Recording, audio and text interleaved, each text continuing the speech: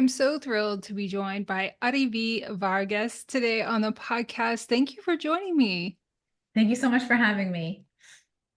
The pleasure really is all mine because I think you're doing just really important work that so many women need. And you and I both have experienced the legal industry, which really is very difficult, very stressful, and can really disconnect you with yourself and taking care of yourself.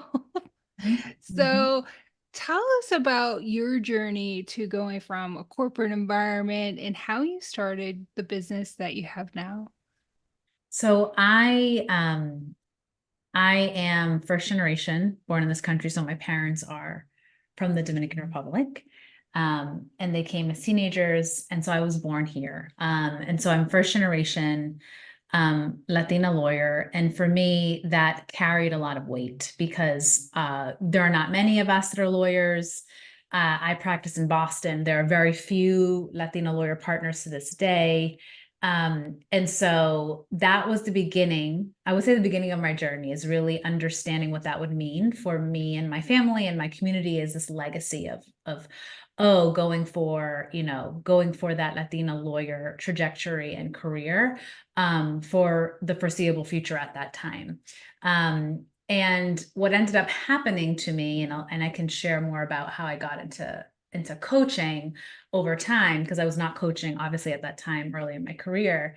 What ended up happening to me was that I started to equate my work, which is my work as a litigator at a law firm, with my worth as a person. And I Mhm. was intertwining the praise I was receiving, the validation I was getting, the validation that I was smart enough, that I was like good enough, that I was valuable. I was intertwining that with my identity and with how I saw myself. So what would happen is if I didn't feel like I got enough validation, I would feel bad. That's like a bad day for me, right? Mhm. And I already struggled so much with feelings of worthiness and enoughness, Mhm. especially in an environment where I was one of the few, right? So I wasn't feeling that sense of belonging that I would feel maybe in another environment. Although I had friends and partners who I got along with and did well with, but there's something about the environment that was not going to click with me. And what ended up really changing a lot of things for me was when my son was born. So I have three children. When my son was born, it's my first. I had a bit of an identity crisis because here I was, I'm a lawyer, I'm a litigator. I worked a lot before I had children. I basically worked and then did what I did outside of work. I often say, where did my time go when I didn't have children? Well, I was working most of the time. And so without the validation I got from work and without that connection to work and the doing, we get used to doing and needing to do. And our bodies get used to this frenetic energy. And our nervous system gets used to this frenetic energy of doing and doing for others and how it makes us feel. That was gone because when I took maternity leave, which I was privileged to get maternity leave from the law firm when I had my son, I felt I was at a loss. I was like, what is happening to me? I feel like I'm not myself. I feel like is all I am a mother. And I say that now, it may sound, you know, sad to say. It may sound, wait, what do you mean you're just a mother? Motherhood is amazing. I'm like, yes, it is. But at that time, I was literally going through a period of an identity crisis of, wait, but I am not just a mom. Like I'm a lawyer. Like that is how I defined myself in most of my life. Like I was a lawyer, I was a litigator. This is what I do. My circle, most of the people are lawyers. And now I have a child, and my job is to do what? To feed, to change, and that's it. Like I don't. What about me? What about like my feelings of validation and my source for it was gone. Mhm. And so when that happened to me, the short version of the story is like I got super curious. I had like breakdowns, obviously, during that time. Yeah. And I say obviously because I know a lot of women have those moments of just like knees to the floor of like, what is going on? Like, why do I feel this way? In addition to the hormones you experience after you give birth, right? It's all of Yeah. the things. And I got really curious about like, what was I doing? Like, why did I feel? I got curious about it. I started reading a ton. I was a voracious reader before, but I started reading like Gifts of Imperfection by Brene Brown, Return to Love, Marianne Williamson. Those books literally shifted my mindset in many ways because I was like, oh, I don't need work to feel validated, to feel good about myself. And also, work is one piece. I'm not my work. And Mm. what a mistake I've made. Oh my gosh, the power I've given away to work. Oh, like literally, then I went through like a detox period of like a mindset detox, Yeah. and really started to come into my own in terms of wait, is pursuing this career path still something that I want, or is it something that I think other people think that I should want? Is pursuing this legal career path something that's true for me, or is it just what I've known and I'm scared to do something else? I started going through this entire assessment of like, who am I really without my work, without being a lawyer? Is this really what I want to do? Is this really the best, fullest expression of who I am as a person and what I offer the world? And so I came out of that going back to the law firm and then left a year later to go in-house at a biotech. But the cool thing about it was that I was working with someone I worked with a very long time ago, and we helped to build certain programs. So I really got to do something different. I got to be creative, strategic, Mhm. work with Mhm. different people, work with non-lawyers, which was so much fun, people who have totally different perspectives. Um, Uh, and then eventually, like again, Cliff's Note version, eventually left legal and compliance completely to go into human resources to do leadership development work because during the time I was in-house in legal and compliance at the biotech, I became a certified executive coach. And so I wanted to merge my worlds completely, my outside of biotech and inside of biotech world with what I really loved. And mhm. it was coaching women, especially first generation women of color professionals in these fast paced environments to get the clarity and to summon the courage to live and work in alignment with who they really are and what they believe is most important to them at this stage of their lives. Mhm. That is like, I wish I would have known somebody like you when I went through the exact same thing much later in my career. But I mean, kudos to you for getting curious because I think that that's the key to all of this is just being quiet and trying to understand what track have I been on? Yes. What beliefs do I have and how did I get them? Mhm. Yes. And it is super hard. I think for any industry, especially the legal industry, it's really in the business model to kind of create associates and partners too. They have schemes that kind of make you dependent on the firm with partnership sometimes and staff to kind of wrap your identity and the validation. And they really don't want you to think you're able to do anything else outside of your work environment.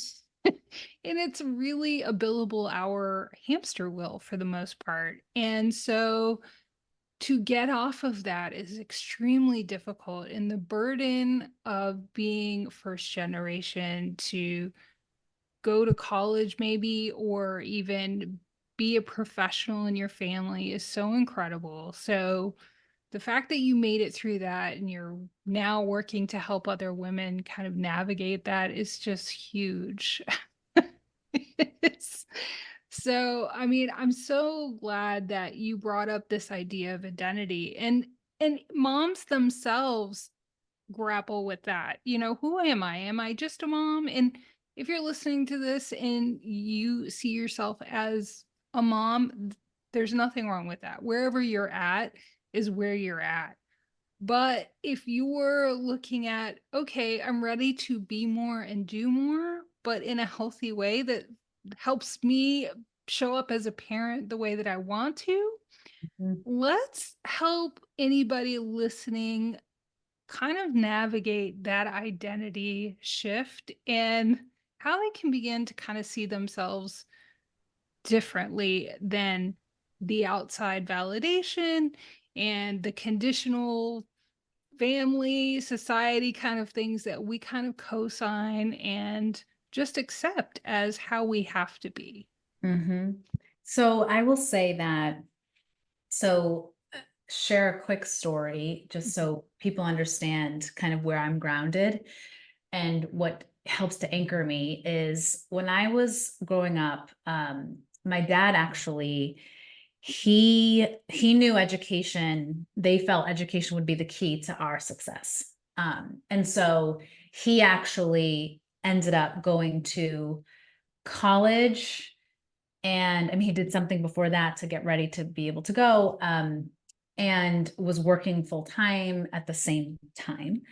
And my parents, in addition to all the sacrifices they made, they were very intentional about the time with us. So my parents worked a lot, Hmm. but my mother, like there, and it is a lot in Dominican culture where like the idea is that like you cook and you know, you're there for your family, you have dinner for them, like on the weekends, you spend time with family. It's a very, it's a culture where you really do feel so cared for as a child when it comes to your needs. Mhm. And of like food, and I have like clothing, and I feel a sense of community. It's very much culturally heavy on family and community. And so I say that because my parents, in many ways, because of what I saw, not because of what they said, I saw that working hard was like the minimum standard. Like, oh, I get it. To get anything I want, I'm going to have to grind. I can't rest. I have to keep moving. I have to keep producing. I rest is a privilege. I didn't see them do that. My parents never went on a date. My parents never took a vacation for themselves. So I was, as I am approaching college and law school and my professional life, and even as a mother, right? I'm approaching this as like, I got to do, I can't rest. It's not good enough. Like as my baseline, because I just didn't know what else to do. And to your point, Angela, law firms love people like me. They love people who like it's never good enough. They Yep. love that because yes, we can, she will always take the assignment on a holiday. She will Yep. always push herself. And so when it comes to literally the detox you have to go through, even when you go in-house, there's still a detox. As I became a full-time entrepreneur, there's still a detox of corporate Yeah. life. What I had to get really clear on is like what was super most important to me as a person. When I'm 90 years old and I look back at my life, a lot of the things I've experienced, Angela, are going to be little dots, especially work, going to be little dots, right? But what, how do I want to see my life? Like, what am I Mhm. going to think about my life and what mattered most to me? I'm going to ask myself questions when it's my time. I really got to love the answer to those questions. Mhm. And I know, I'm sure you know, there's research out there of like what people think about when they're dying in hospice, if they're able to be conscious and speak. And some of the top regrets are, I didn't live a life that was true to me. I didn't have the courage to do that. I lived in accordance with other people's expectations. And the other is, I wish I didn't work so hard. Mhm. Like, and so I really do think about, this may sound people may think this is strange, but I do think of mortality often Mhm. because I think about that as a motivator for me, about who I want to be and the mother I want to be. Like my son, my firstborn is 9. So that means I have maybe 8 years left, 8 years of summers with him left, right? 8 years of school years with him left, where he's actually at home. And so I'm like, okay, so what can we do in these 8 years? Like, I'm really thinking of my time as how do I spend the energy with the people that matter most to me? who are going to matter the most to me literally when I die. I don't Mhm. get to take laptops, money, houses. I don't get to take any of that when I die, but I get to take Mhm. how I lived, the experiences I had, the people I loved hard, the energy Mhm. I spent on them, and how it felt to feel like I was in alignment in my life. And so when I talk to women, especially about these identity shifts Mhm. and something kind of knocks you out and like you are reassessing, is like you have to get to the nitty gritty and be brutally honest with yourself about what's most important to you. That means certain things will fall away. That means certain people may be disappointed. But like we have to get super clear because Angela, the amount of times I say no a day is a lot. And people may be like, well, she's never available. And I'm like, I'm not available for you. Like that, but I'm because I want to be available for the other things that are important to me. And I'm not saying those aren't often intention because they can be, but Mhm. I sincerely believe, and I've seen it with I've seen it happen. When you get more clear about what's most important, those decisions are easier. They don't have to be easy, but they're easier, and you feel less inner struggle and inner conflict. Mhm. Yeah, and then, the women I work with then becomes the struggle of like feeling worthy Yeah. of that because we have, lost sight of being worthy of rest, of those deep connections, of because society doesn't necessarily give us a gold star for that, you know.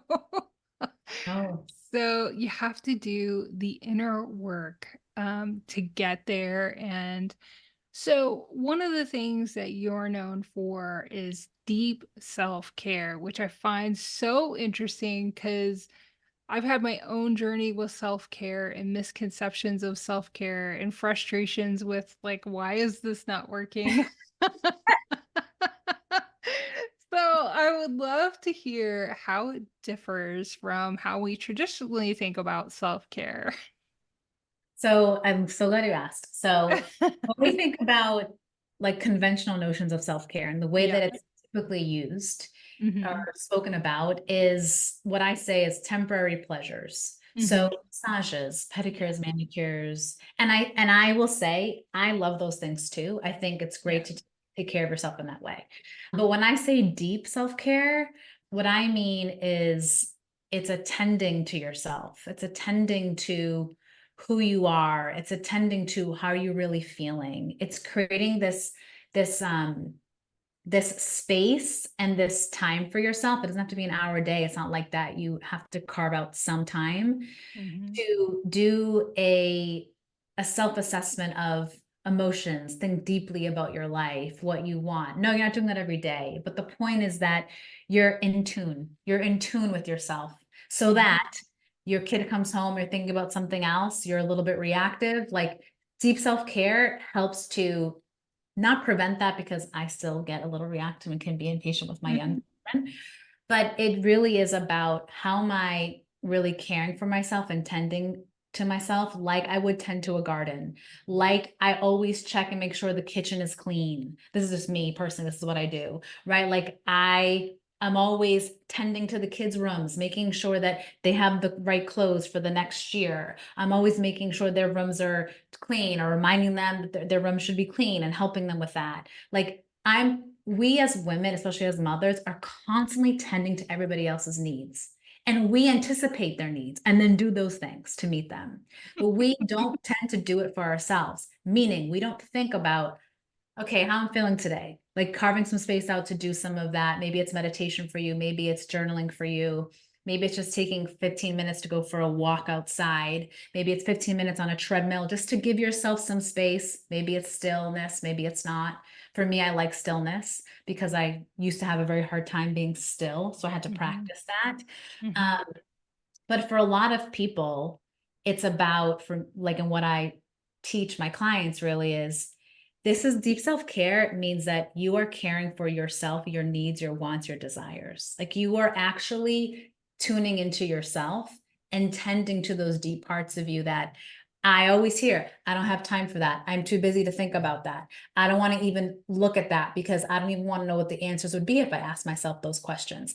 That's what I'm talking about. Like it's deep introspection in addition to the other things you think about, right? Like Mhm. making yourself feel good, getting rest. I also think, when I talk about deep self-care, I also am talking about connection with people that you love, meaning you have a really great friend that is a good friend of yours, like spending time with that person is caring for yourself because it has nothing to do with your children and your job. It's for Mhm. you. It's your connection with this person.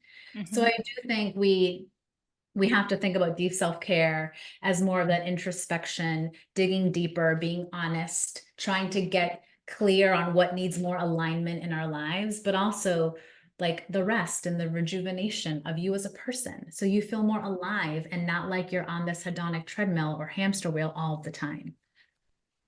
Yeah, it's the productivity trap is such a part of our culture too. Yes. I mean, that just we forget to play and that play can be productive.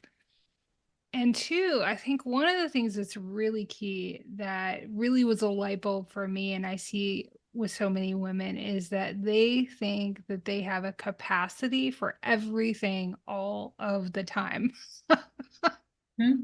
Like we can do it all of the time. And there is that's a lie. Just gonna Just say to be clear.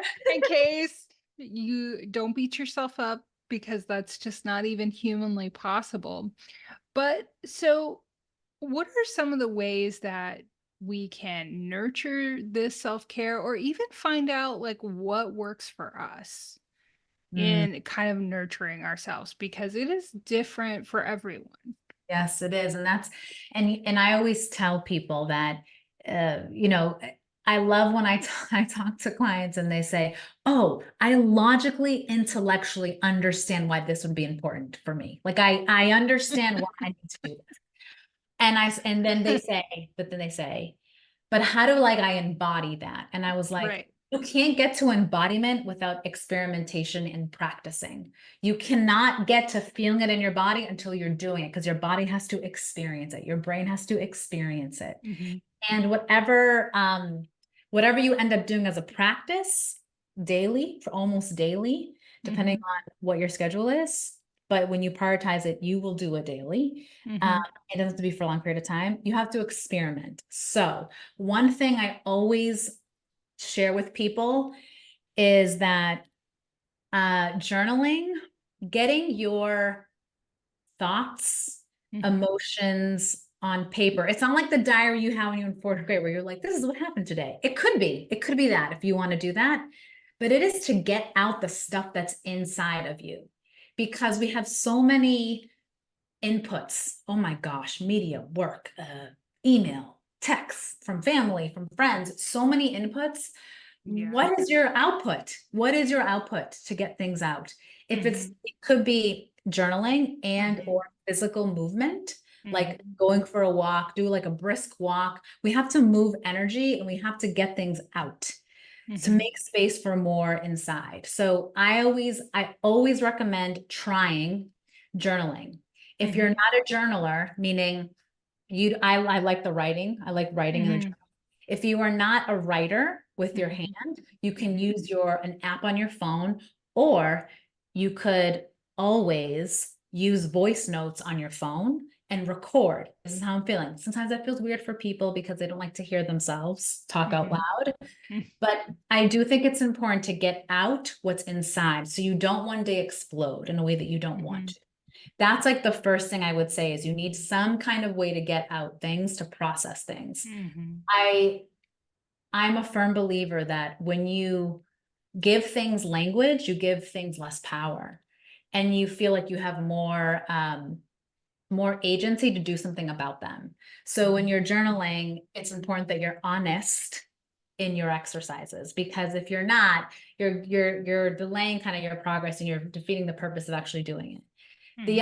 The other one that I'm a big fan of, in addition to moving your body and just movement, doesn't have to be exercise in the way that we think about it. Could be a walk, literally like 10 squats. I don't care what it is, but something to move your body. In addition to that, I I think meditation is such a great practice if you can get still. And you have to practice the stillness. It's not the first time I tried meditation, the first Yeah. literally 20 times, I was like, this sucks. Like, I cannot sit still. My brain is on fire.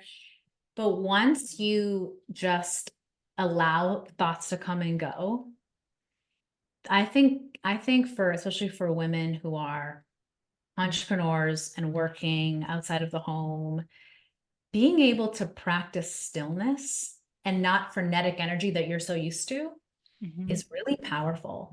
And I always say that the benefit of meditation, the benefit of exercise, the benefit of yoga, the benefit of journaling is often the result that the benefit that comes after you've done it, how you Mhm. feel after you've done it, right? Mhm. I think that's super important.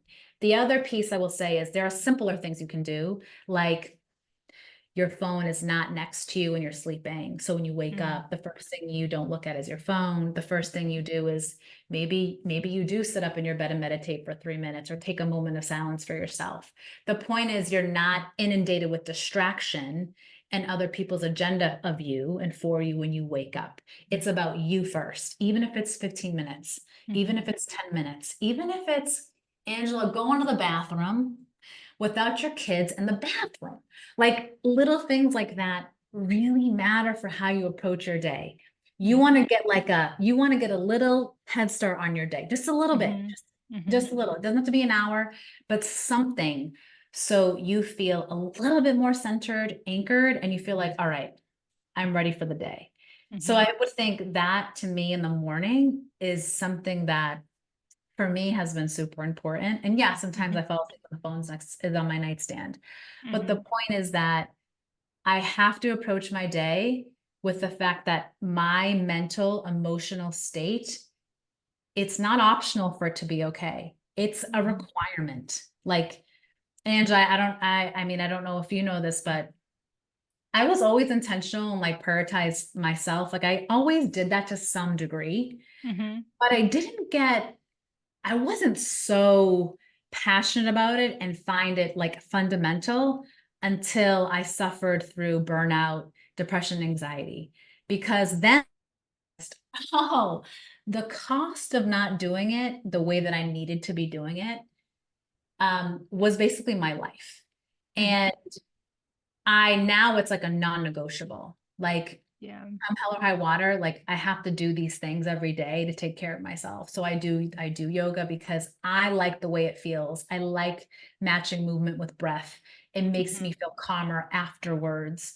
Like Mhm. I need those things. Mhm. Um, and I also need to be constantly writing, expressing my feelings, expressing my emotions, trying to make sense of things, trying Mhm. not to let things that are bubbling up inside come out in a way that I don't want it to, when I'm interacting with my children. So those are Mhm. some those are some things that I've tried and I try to encourage people to experiment with to see how they feel. And at first you may feel resistance. You may say Mhm. this is dumb, this is Oh stupid, yeah. this isn't Right. working. Like, yeah, it's not, you're not going to feel like it's working until you do it a few times. Mhm.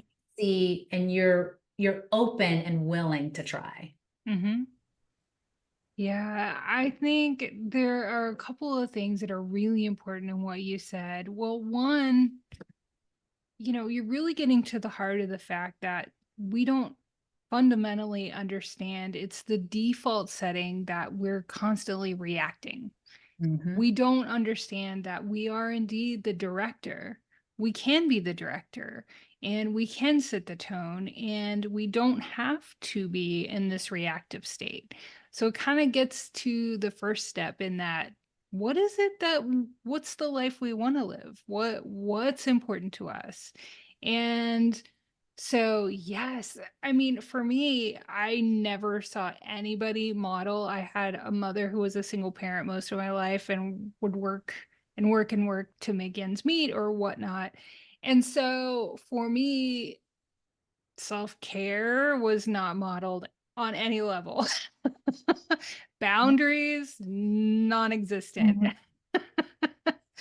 Yep. So, but I think another important thing is when you're going down this path to better understanding yourself and doing this work to nurture yourself is that women have a tendency to judge themselves in a way that they've felt judged.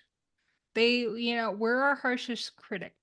So I think it's really important to keep in mind that try, try to notice when you're judging yourself.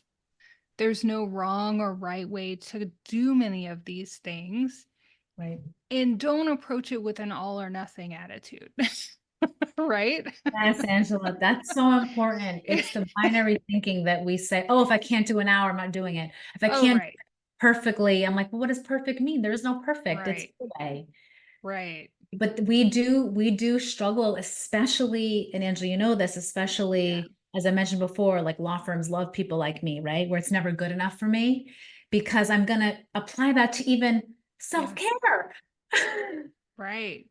No, I mean, you're just on this little work hamster wheel and you're just going to produce, produce, produce, and just continue to sacrifice yourself for the Mhm. client or the firm or whatnot. And yeah, you're going to hit a wall. You're going to hit burnout.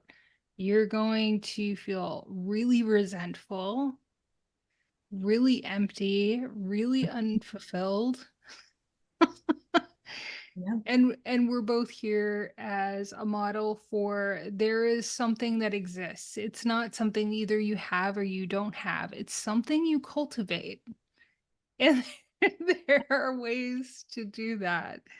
So I love that. And so I know we could talk days about this topic. We're running up a little against time, but how important is boundaries? Can we just talk about that for a minute too? Because, it kind of gets into the capacity. Like we just have no limits. And I love that women have so much opportunity and empowerment, but sometimes it's a double-edged sword where we don't preserve ourselves and fill our cup first and Mhm. set those boundaries. So, Yeah. can you talk about that for a little bit? Sure.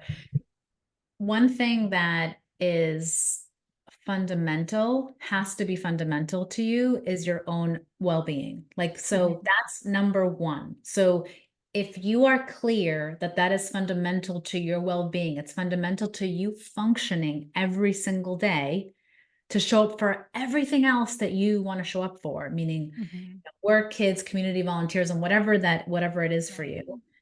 That's step one, is protecting that space, creating it and then protecting it. That doesn't mean you're not flexible. It doesn't mean that sometimes things happen and no, you can't get something in or you can't go for the run you want to go. That's not what I mean. I mean that you start building a daily practice where you're like, okay, oh, I need to carve out my time. And you build that into your schedule. You Mhm, schedule it. You schedule so many things with other people, appointments, meetings. You mhm, let people run amok on your calendar. You run mhm, amok on your own calendar. Like mhm, every single day, schedule it so it's in there. It is a date with yourself. So I want mhm, to just start with that before yeah, we talk about when other people want to infringe on things. mhm, That has to be non-negotiable for you. And that's mhm, for you every day. And you deserve that. You deserve to mhm, have that for yourself. What I will mention about boundaries is people want to go straight to just say no to this and say no. And I want to say mhm, something about that. We have to be really clear about what the priorities are for ourselves, meaning what's most important to us and where do we want to spend most of our time and energy in this season of our lives. So I have little kids. My season is a little different than if you have older kids in college. It's very different actually, because I have kids in the home who are little who still need me to make them a sandwich, mhm, still need me to get them apple juice. And mhm, still, when I'm having dinner, I need to tend to them, right? So there is a difference in season, and we have to be honest about that. It's okay to grieve a previous season where like you didn't have kids. It's okay to grieve kind of like a lifestyle where you really didn't have that level of responsibility before and now you do. That's okay. But recognize that now priorities have changed And until you accept that, you're going to always be in tension with yourself because you're going to want to be somewhere that you're not. And that's not your reality anymore. So it's recognizing the season of life you're in. If are you in career acceleration, that's going to be very different than if you're in a career, if you're in a position where you're just trying to keep it steady, right? So Mm-hmm. being clear on the season you're in and what's most important in that particular season that you're in, and then you building your life around that. So building your time and your energy around that. Boundaries for me has nothing to do with, you know, the reaction you give someone. Like, it's not like, oh, I have boundaries, you can't put that on my calendar. It's that people can do whatever they want to do. People can put a meeting on your calendar. People can, ask you to do a gajillion things at your kid's school. And it's about how you respond to that. So if someone puts a meeting on your calendar that's at 6 p.m., you don't accept it. Oh, well, what if it's like a big work thing and I need to take the meeting? You can email them and say, hey, I'm not available. I have a conflict. Can we do it at this time instead? Boundaries are when, especially for a lot of people that, especially in the corporate space and entrepreneur people, email you at all hours of the night. It's boundaries is they can email you. It's not about emailing them and saying, I don't accept emails at 10 p.m. It's not about that. You just don't respond because you don't. You're a person that doesn't respond to emails past 6 p.m. or whatever time it works for you. It's about how we respond to others when they're infringing on something that we've established. But you have to first establish it and say, hey, the season of my life is this. This is what's most important to me. One thing that is most important to me is having dinner with my children at 6 o'clock and putting them to bed, which takes till 8:30. This means, and doing homework with them, this means that I don't respond to emails after 6 p.m. You don't have to announce that, but trust me, people emailing you at all hours, you don't respond. Some people may not email you if they need something after that time because they get it. Oh, she's not responding, so she's probably busy. So I do think we have to shift the way we think of boundaries in a way of it's not about controlling someone else's behavior.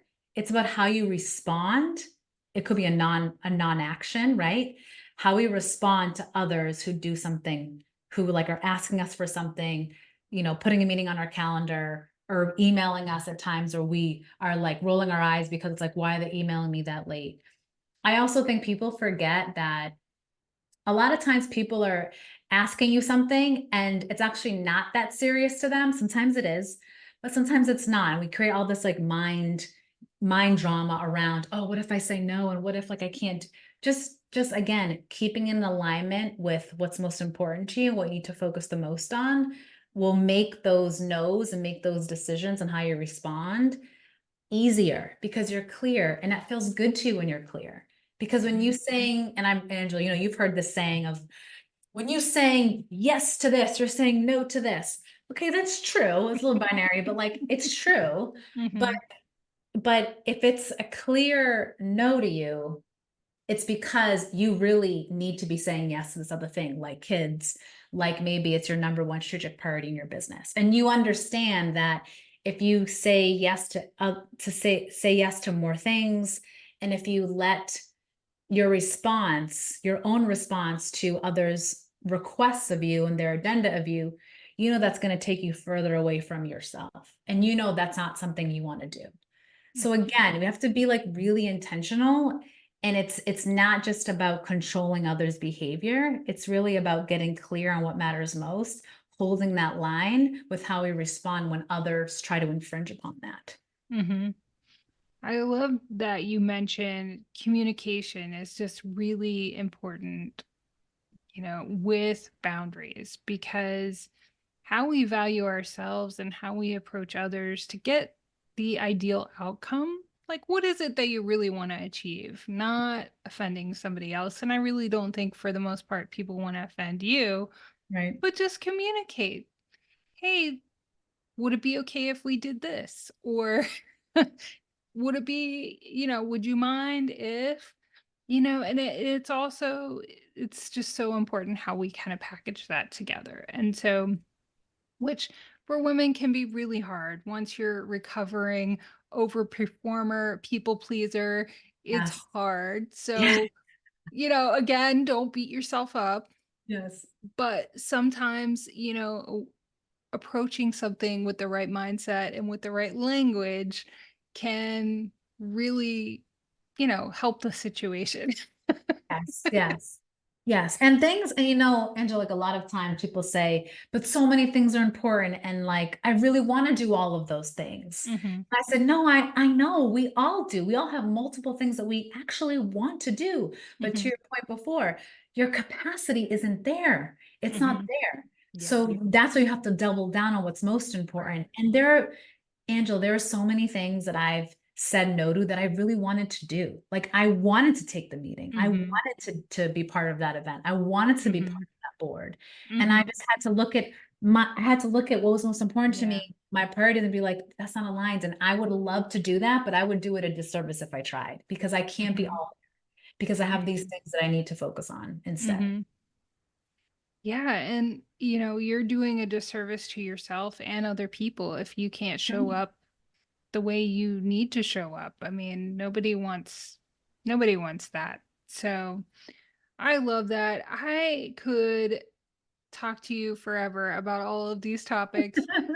There's so much more I wanted to ask you, but I would love to hear your insights on what you would want to share with somebody listening to this conversation, as a takeaway, as just like a little nugget that you want them to remember from the conversation.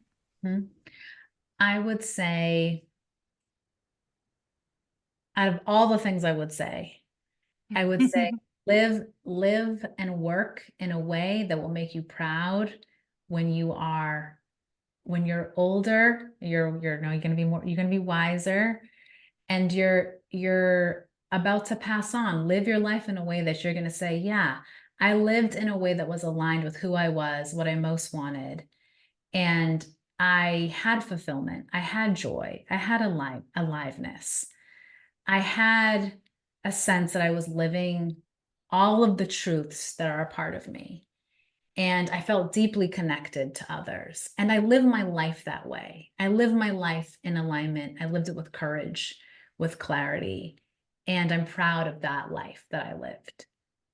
I really think we need to approach life um, in a way that when we look back on it, we feel like we truly lived, right? Because we all will go at some point, and we Mhm. actually don't get to decide when we go. So it could be when you're older, it could be tomorrow. We can't predict the future, no one can. But Mhm. can you live your life now in a Mhm. way that you'd be proud of and that aligns with you, what's most important to you, and that really, really fulfills you? Mhm.